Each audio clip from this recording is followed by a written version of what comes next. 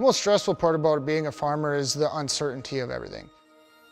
Every day is a gamble. You might get a hailstorm, you might not. You might get the rain you need, you might not. You don't know what's going to happen. Currently, between my dad and I, we farm about 4,500 acres. Things are a little tighter than normal right now. I'm looking at the markets every half hour to an hour. That's what a lot of it comes down to nowadays. It's all down to dollars and cents. Trusting your product is the biggest key to all. When I buy product, I want to know that it's going to perform. It's all about having my NP and K right there, right where I want it. My experience with Micro Essentials has been great because I know that when I'm applying my fertilizer that it's going exactly where I want it and every piece is the exact same. Farming is our livelihood and this is all I've ever done. I hope I can pass it on to the next generation of my children and maybe my grandchildren someday.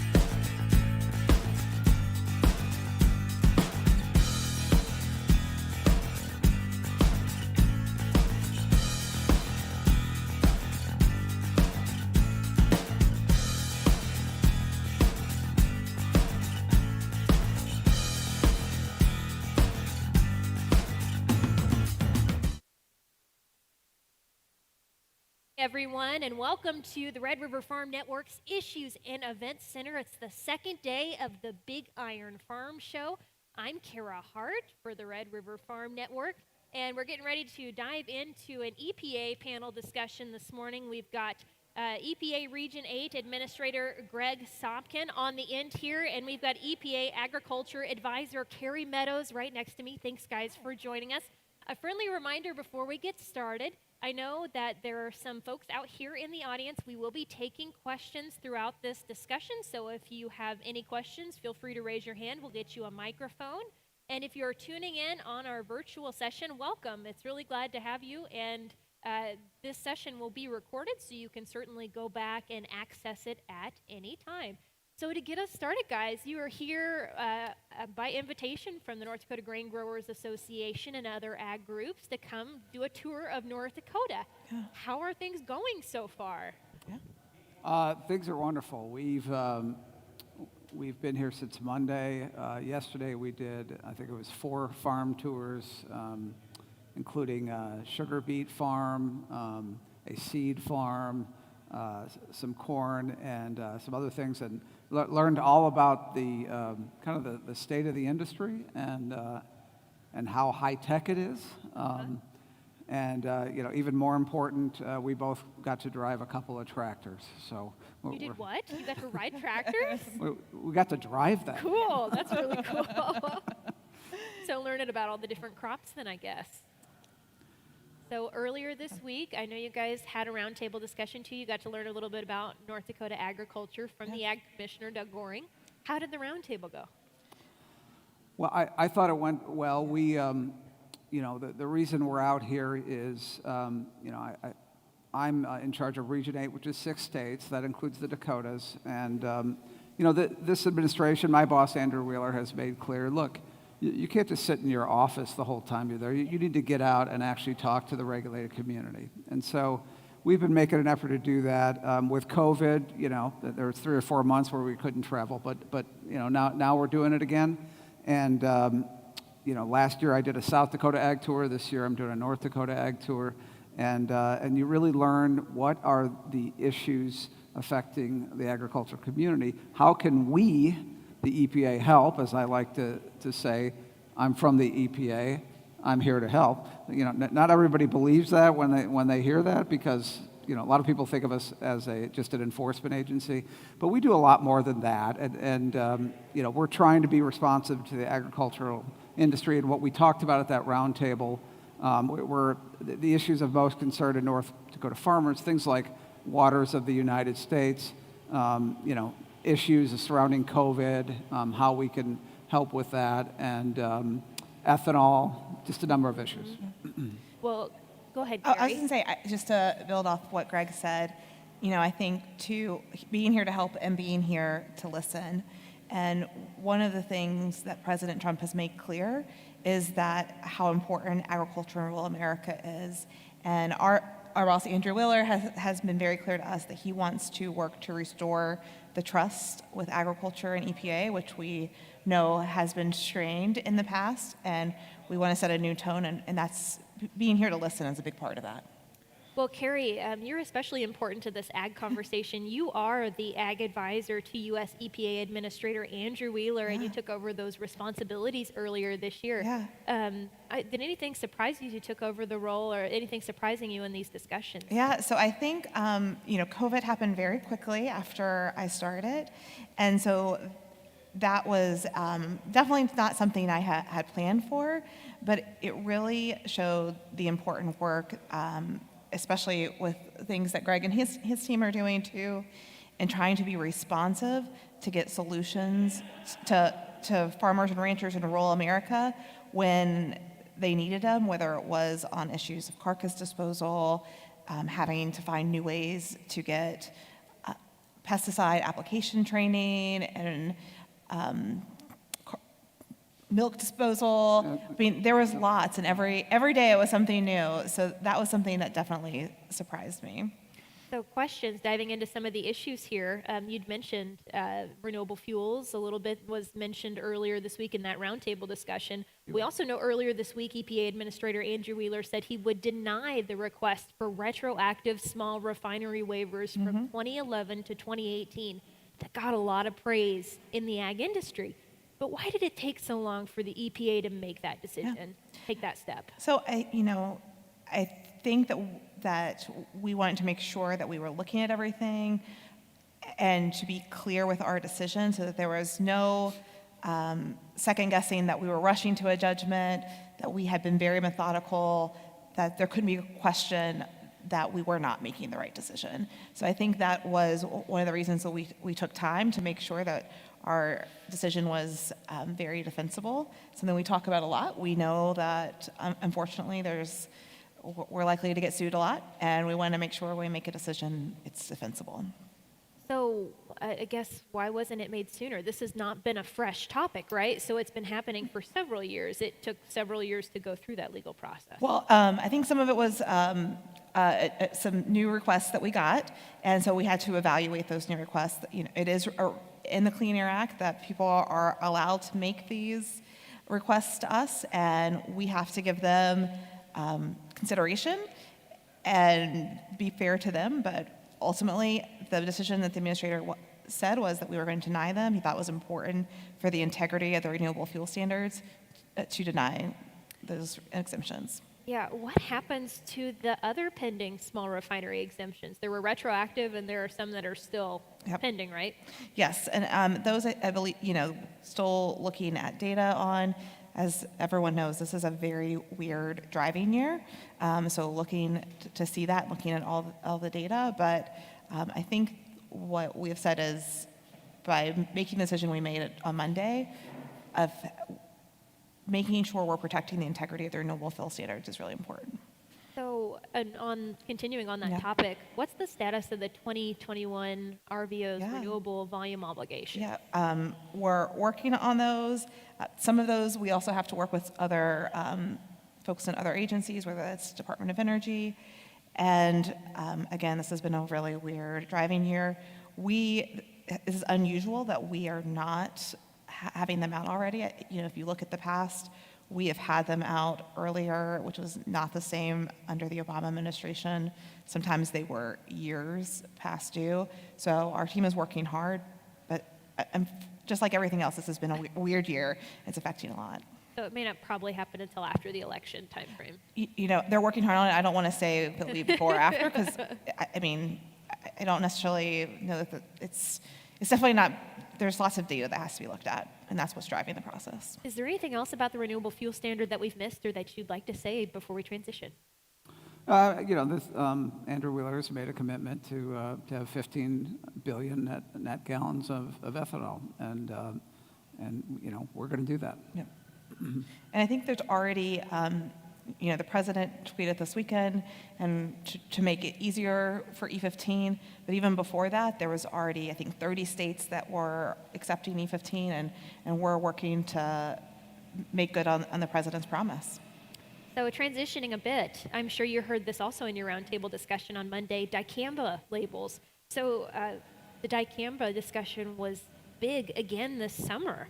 The court ruling announced during June, and that's application time, kind of threw some farmers off, but we've made it to fall, and now a 2021 label potentially pending. So what have you been hearing from North Dakota and others about feedback as you guys maybe prepare for a new label, or what worked and what didn't work in the dicamba piece? I think the last couple of days have been really helpful, and not just the last couple of days, but I would say since the Ninth Circuit decision, I have heard from farmers and ranchers across the country, lots of phone calls, lots of emails, and that's been really helpful for us as we're thinking about a new registration. One of the things that Administrator Wheeler has been very clear to us, again, talking about defensibility of decisions, is looking at what the court said, how to respond to it, because we want whatever our decision is to be strong, because we recognize how hard of a position that growers were put in because of a court decision, and at a very sensitive time in the growing season, and we don't want that to happen again. So we are being very methodical to try to incorporate that, and so we have a very strong decision that will face court scrutiny, because again, we know we're probably going to get sued on it, so that people will have certainty that they can use or whatever our decision is, what the product is. Greg, did you have anything to add? This is an issue where there's definitely, two sides to the issue, and we need to take a hard look at, in terms of re-registration, how the instructions would work. One thing we've heard sometimes with some of our labeling is they're difficult to understand, and that's one of the things the court, the Ninth Circuit, pointed out in its decision. I read that decision, and it was disturbing in some respects. So, we are taking a hard look at that, and whatever we do, we're going to make sure it's done in a way where, that it's going to be understandable to the farmers, and it's going to be protective of the environment, of neighboring farmer properties. Yeah, simplicity key, I think. Yes.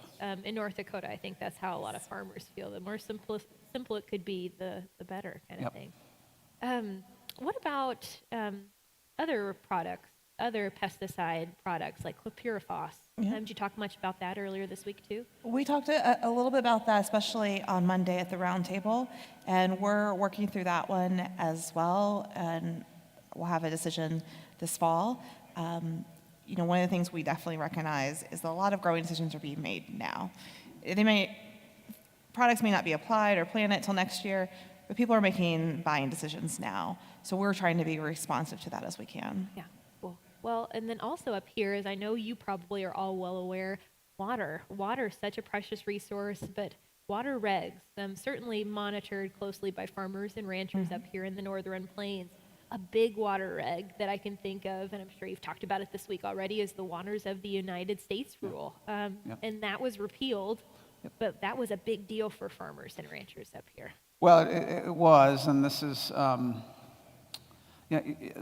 there's a few actions that, we had to take a hard look at what the previous administration had done, and it's in large part because the courts weren't happy with it. The courts looked at the 2015 Waters of the United States from the previous administration, and it was struck down in about half the states. It was an untenable situation for farmers, and when you have a situation where farmers walk out on their land and they don't know whether a water on their property is subject to federal jurisdiction, that's a problem. That requires hiring consultants, lawyers, God forbid, actually fines if something happens. So we had to deal with that.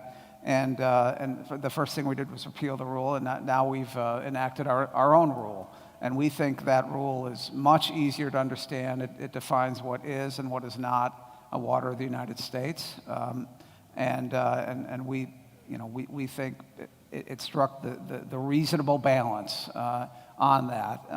It's part of the United States Constitution that in order for there to be federal jurisdiction, there has to be an interstate connection. And that's what we're trying to do. We're trying to, to limit that jurisdiction to where that is. And that doesn't mean that there's, necessarily less protection out there. What it means is, we trust states to do the right thing. States know better than the federal government how to protect their own waters, how to protect their own lands. So it's all part of the federalism concept that we respect highly. And if there are waters where there is no longer federal jurisdiction, as there will be, then it's up to the state as to how they decide what protections they want to put on that water. And I would just add too, I mentioned earlier that for President Trump, agriculture in rural America is really important, and this was something he promised that we were going to change, and we delivered on that promise.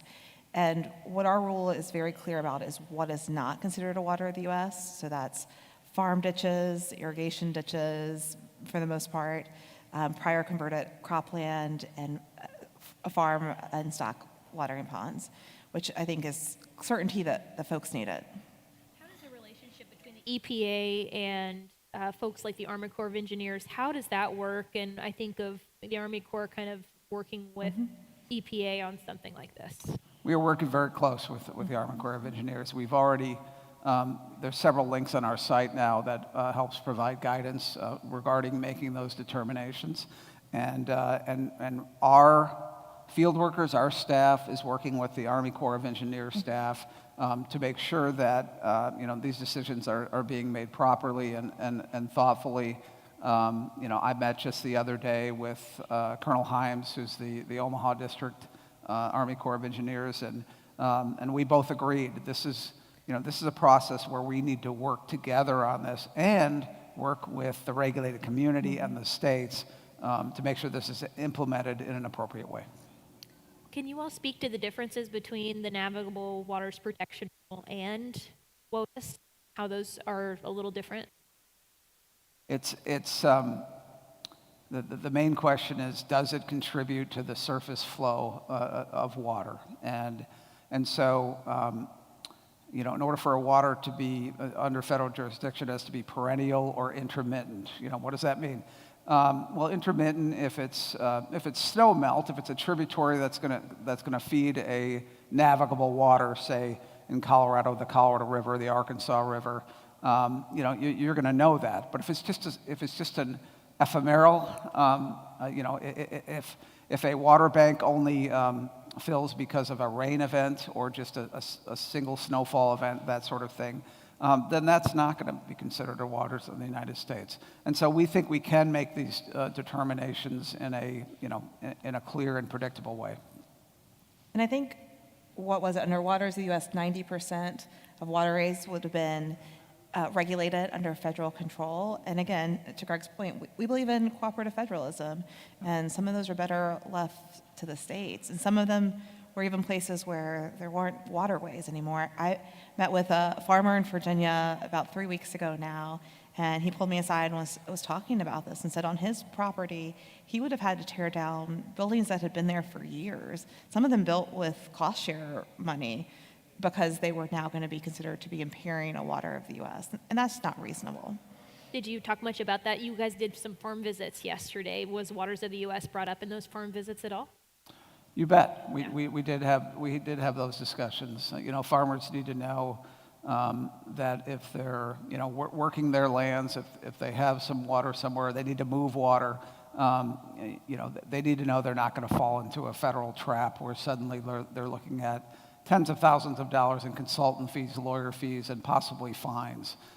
So again, we're going to work with farmers to make sure there's predictability on that. I think the thing that we recognize is, most farmers and ranchers, they live on their property. They have an invested interest in making sure the water is clean, the land's clean. They want this to be good for future generations. They're going to be the best stewards. They're going to do things right, and we recognize that. We want to provide them clarity on how to do things right. Yeah, I mean, when we did these farm tours, when I did it in South Dakota and when we did it here in North Dakota, what's remarkable to me is how pristine these properties are. I mean, they really care about taking care of their own land. In most cases, they want to pass it on to their children. Who better to understand how to take care of their own waters, their own land, their own air than the actual property owners and the states that govern them. Yeah, thanks, guys. I know we have a few in the audience. Are there any questions from members of the audience at this time? And just a friendly reminder, if you do have any questions, just raise your hand and we can get a mic to you. I'm going to circle back to something we had talked about earlier, pesticides. And I wondered, earlier this month, Administrator Wheeler had spoke at an event in California, said the EPA would be improving the way it handles pesticide registration. Can you pull back the curtain on what he was talking about? Yeah. So he spoke at the Nixon Library about 2 weeks ago now and laid out some priorities for next year, second term. And one of them is on a holistic approach to pesticides. And, Greg and I both heard him say this, but he talks about how you'll be watching the news and you'll see have you had this chemical, call a lawyer to see if you're entitled to compensation. And that's unfortunately the only awareness a lot of consumers have of pesticides. And they don't necessarily realize the strong scientific process that those go through before they're registered. They have to be, they can't impair human health or the environment. There's lots of, the label has ways to make sure those are being protected. And again, people are not going to put things on products that they wouldn't themselves eat. So he wants us to do a better job of communicating with consumers, and not just consumers. Sometimes it's our international trading partners as well, who put up these non-tariff trade barriers and do not use sound science always. So that's part of it.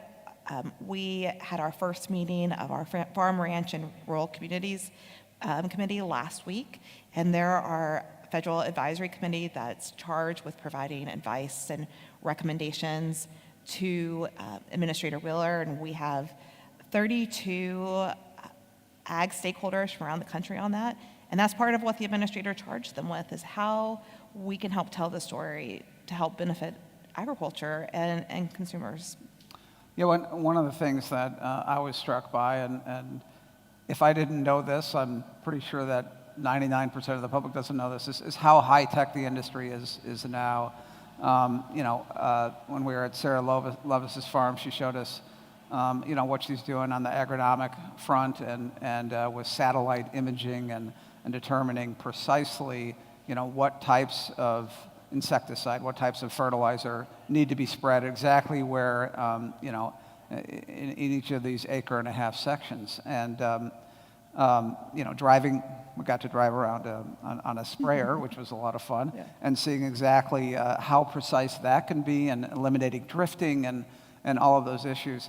That, if the public learns about this, they're going to feel a lot more comfortable about what the agricultural community is doing. So it's incumbent upon all of us, upon the EPA, upon the agricultural community, to really get that word out so people understand. Well, guys, thank you so much for answering questions, and we are nearing the end of our time together today, and in doing so, I wondered if you would offer some closing thoughts, or maybe just add if there's anything else that's coming on the horizon that we need to be watching for. Maybe we can start with Carrie and work our way out. Yeah. So one of the things I would share is yesterday we heard a lot of talk and concern about regulations, and I think a lot of people know this. One of the things the president directed all agencies is for every new regulation to take away one.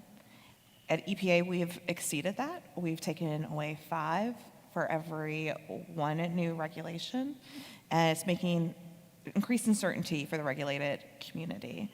And in doing so, we have some of the best air quality on record, best water on record. So we're proving that you can provide regulatory certainty while also fulfilling our mission to protect the environment. What I would say is we are making a concerted effort to be approachable.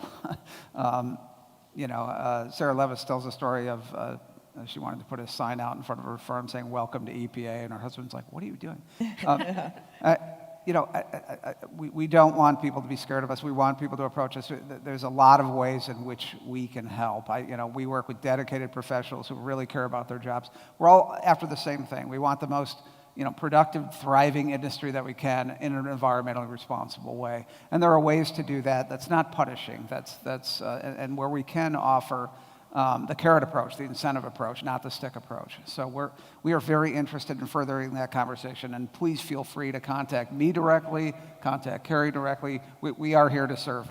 Well, and then the e-tour continues, right? You guys aren't done. This is just one stop on your e-tour, and it wraps up Thursday. Is that right, or does it wrap up today? It wraps up today for me. Yeah. For you, yeah. And then I'm actually going over to Minnesota and doing some meetings tomorrow. So Very cool. More farm visits? Yes, yeah. Well, thank you all for joining us as you wrap up your time here in North Dakota. Thank you all for joining us here at the Big Iron Farm Show. Again, I'm Kara Hart for the Red River Farm Network. We've got on stage with us on the far end there the EPA Region 8 Administrator Greg Sopkin and EPA Ag Advisor Carrie Meadows sitting right next to me. And one more friendly reminder, you can certainly view this video anytime. We are live streaming at the Big Iron Farm Show. We've got more events coming up, so stay tuned here on the Red River Farm Network.